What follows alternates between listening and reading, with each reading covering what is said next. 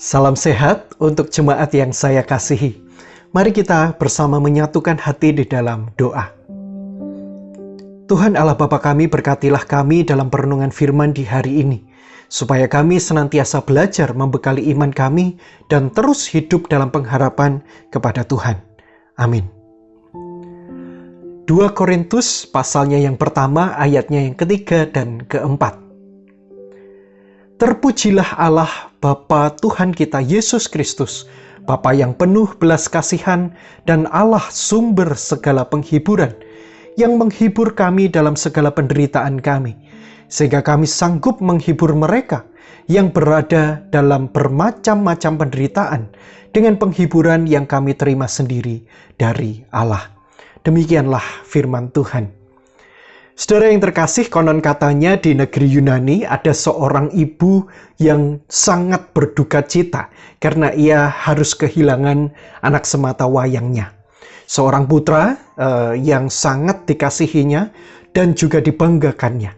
Setiap hari dia datang ke kuil dengan perasaan yang hancur. Ia juga menangis dan bahkan ia juga sampai mengutuki para dewa karena ia menganggap para dewa ini tidak adil terhadap dirinya. Banyak orang di luar sana yang lebih jahat, lebih berdosa dari dirinya. Tetapi mengapa harus ia yang menderita?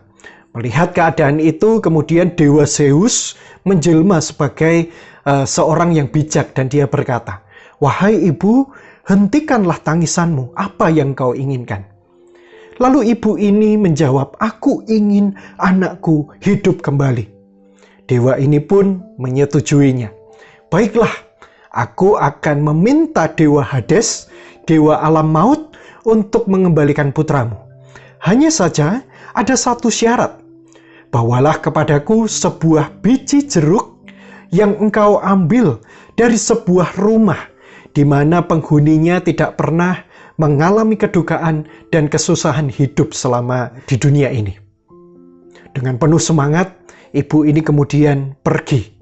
Dia berjalan mencari dari rumah ke rumah dan tidak terasa dia berjalan hingga ke luar negerinya.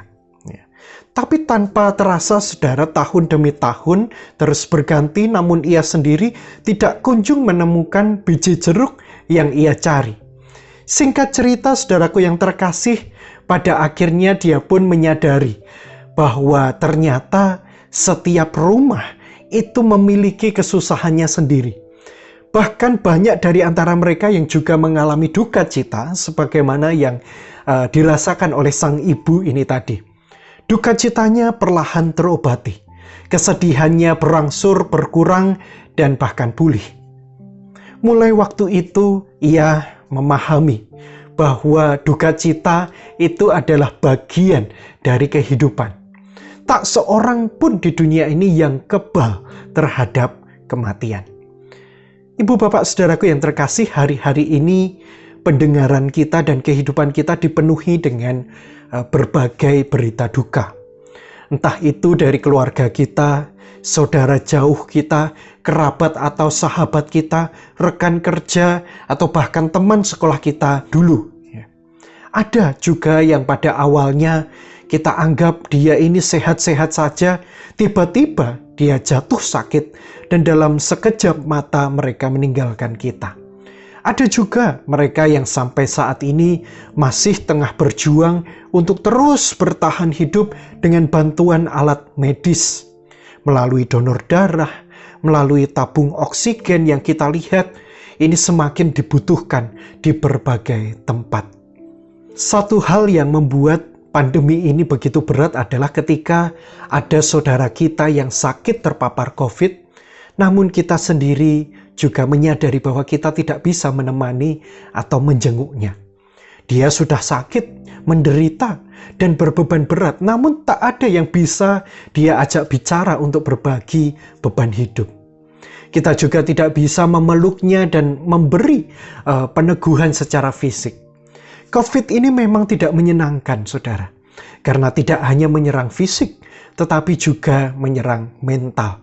Di mana kita tidak bisa berbagi kesedihan dan kesepian itu kepada orang lain. Virus ini juga tidak memandang bulu. Siapa saja tentu bisa mengalaminya. Secara manusiawi, saudara, situasi semacam ini tentu dapat membuat kita menjadi kalut dan cemas. Ada berbagai ketidaknyamanan yang mengelilingi, yang mengepung diri kita, dan tidak jarang ketakutan itu menyusup ke dalam pikiran kita.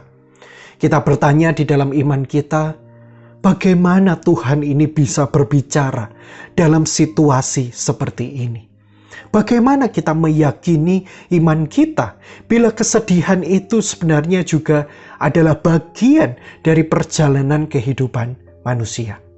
Saudaraku yang terkasih, bila ketidaknyamanan telah menjadi satu keniscayaan hidup, maka mau tidak mau saudara, kita pun diajak untuk berjuang dan berdamai dengan setiap situasi kehidupan kita ini. Berdamai ini bukan berarti menyangkal kehadiran, karena kita akan terus berjumpa dengannya.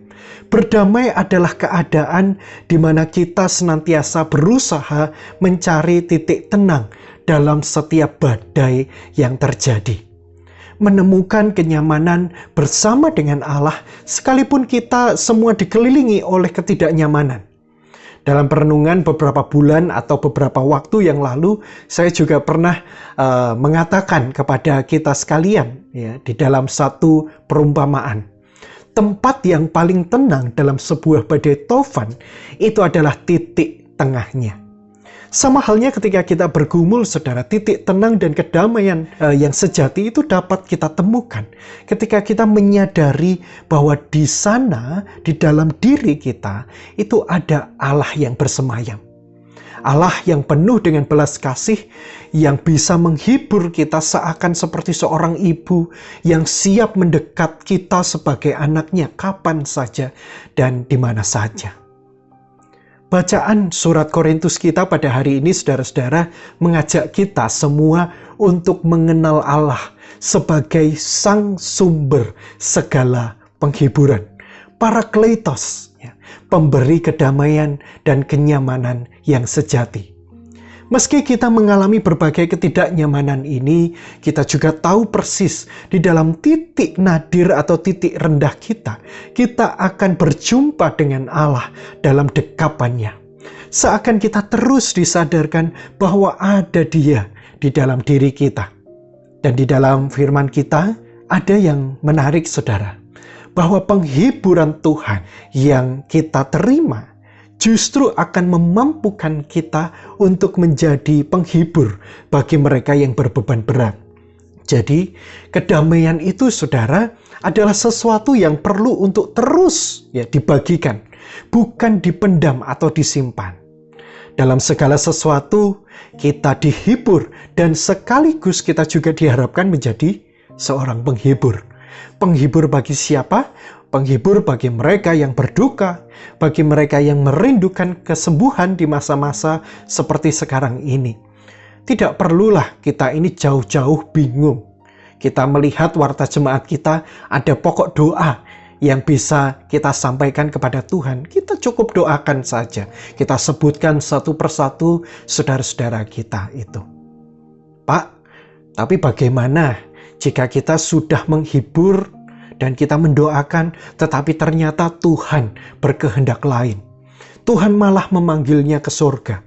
Saudaraku, ada satu keyakinan dan nilai Kristiani yang patut kita syukuri. Ya. Nilai yang sangat istimewa yang kita hayati hingga sekarang ini. Lihatlah, saudara, baik itu berita kematian maupun kesembuhan, semuanya itu bisa datang silih berganti. Namun sadarkah kita bila ternyata di dalam dua peristiwa itu, dalam kematian maupun kesembuhan, ternyata ada kesamaan yang terjadi di antara mereka? Apa itu? Kesamaan yang seperti apa? Bahwa mereka semuanya sama-sama mengalami kasih penyertaan Tuhan. Kita yang barangkali menjadi keluarga yang berduka, kita mungkin tidak bisa menutupi berbagai kesedihan dan kekecewaan kita sebagai manusia. Namun kita pun juga tidak bisa mengingkari bahwa ada kasih Tuhan yang menghibur kita dan memberikan kita kekuatan. Demikian pula bagi kita yang telah sembuh dari berbagai penyakit, tak terkecuali kita yang barangkali pernah terpapar COVID di mana kita mengalami berbagai kesusahan dan hidup yang sangat terbatas, namun kita pun juga pada akhirnya tetap merasakan bagaimana pertolongan Tuhan, kita merasakan kasih setia Tuhan. Di dalam konteks seperti sekarang ini rasanya tidak terlalu berlebihan, saudara, bila kita secara terbuka mau untuk belajar, berefleksi dari momen atau peristiwa kedukaan. Karena setiap orang pasti akan mati dan kita pun juga menyadari bahwa kita bisa saja sewaktu-waktu mengalami peristiwa duka ini. Maka kita pun juga didorong untuk memahami dan belajar dari peristiwa kematian itu sendiri. Sebagai manusia biasa, kita barangkali bisa memulainya dengan sebuah pertanyaan. Sebenarnya apa yang dimaksud dengan peristiwa duka itu?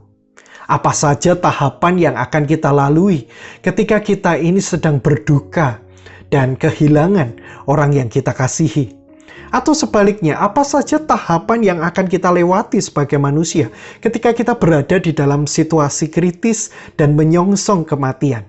Ini topik yang menantang, tetapi sekaligus menarik untuk kita renungkan bersama-sama. Oleh karenanya, saudara, saya rindu untuk membagikan hal ini di minggu yang akan datang, supaya kita pun juga semakin memahami spiritualitas hidup dan mati manusia secara lebih utuh.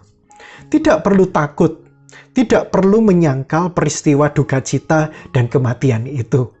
Karena kita juga meyakini dan mengimani ada kekuatan Allah yang bekerja dan senantiasa menopang kita hari lepas hari. Sebagaimana yang pernah dikatakan sebagai penghiburan oleh Yesus sendiri di dalam Matius pasalnya yang kelima ayatnya yang keempat. Berbahagialah orang yang berduka cita, karena mereka akan dihibur. Selalu ada masa di mana Allah menggugah hati dan kesadaran kita tentang kehadirannya.